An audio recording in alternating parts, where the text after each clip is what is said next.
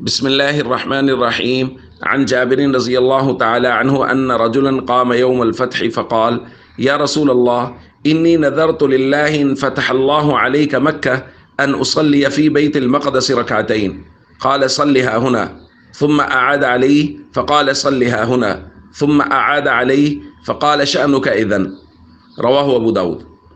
حضرت جابر فرماتے ہیں ایک شخص نبی کریم صلی اللہ علیہ وسلم کے دربار میں فتح مکہ کے دن حاضر ہوا اور کھڑے ہو کے عرض کیا: یا رسول اللہ، میں نے یہ نظر مانی ہوئی ہے کہ اگر اللہ رب العزت آپ کے لیے مکہ فتح کر دیتے ہیں تو میں 2 رکعت بیت المقدس میں جا کے ادا کروں گا۔ حضور علیہ الصلوۃ والسلام نے فرمایا: یہیں ادا کر لو۔ انہوں نے عرض کیا: یا رسول اللہ، میں نے تو بیت المقدس کی منت مانی تھی۔ حضور نے فرمایا: یہیں ادا کر لو۔ پھر انہوں نے عرض کیا: یا رسول اللہ، میں نے تو بیت المقدس کی نیت مانی تھی۔ حضور نے فرمایا: پھر تمہاری مرضی ہے، چاہے یہیں ادا کر لو یا وہاں چلے جاؤ۔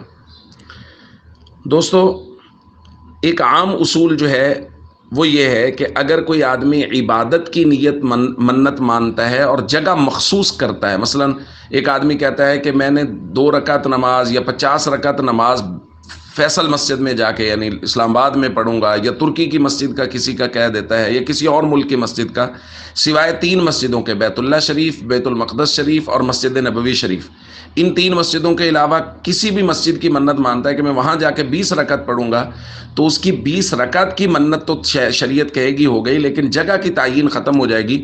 شریعت کہتی ہے اپنے محلے کی مسجد میں بھی ادا کر دو گے تو تمہاری منت پوری ہو جائے گی۔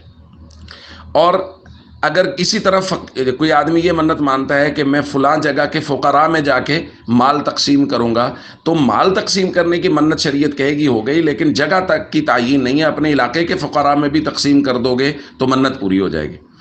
تو یہاں نماز کے متعلق یہ 3 مسجدیں، بیت اللہ شریف، مسجد نبوی شریف اور بیت المقدس شریف، ان 3 جگہوں کا مسئلہ یہ ہے کہ اگر کوئی آدمی بیت المقدس کی منت مانتا ہے کہ میں وہاں جا کے 2 رکعت پڑھوں گا، تو اگر وہ مسجد نبوی شریف میں یا بیت اللہ شریف میں پڑھ لیتا ہے تو اس کی منت پوری ہو جائے گی، کیونکہ یہ دونوں بیت المقدس سے افضل ہیں۔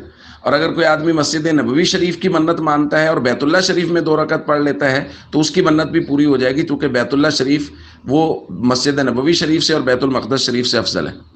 تو اس لیے جگہ کی تعیین جو ہے وہ اس کا مسئلہ نہیں ہے۔ جس چیز کی منت مانی ہے، جس عبادت کی منت مانی ہے، وہ نماز پڑھنے کی مانی ہے، فقراء میں مال تقسیم کرنے کی مانی ہے، وہ رہے گی۔ جگہ کی تعیین شریعت کی نظر میں وہ ختم ہو جائے گی۔